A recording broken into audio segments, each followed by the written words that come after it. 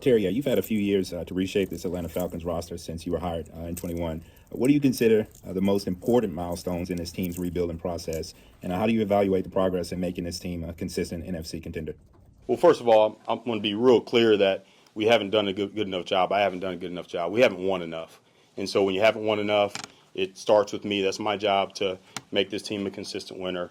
And I haven't done a good enough job. It's my job to help everyone in the building be as effective as they can in their roles so we can win more games. We haven't done a good enough job of that. There clearly are things that we're proud of. You look at offensively, and the percentage of, I want to say 70% of our offensive production have come from players below the age of 25. That's the best in the league. And so there's a lot of good things to point to.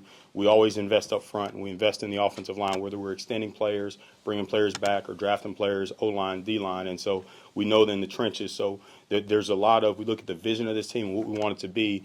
There are positives in a number of areas, but ultimately we haven't won enough, and that's what we have to do. So we have to look at every aspect of everything we're doing. Everybody has to take a humble approach because the most important stat is wins and losses, so we can point to anything positive that we want to. But at the end of the day, we have to win more games.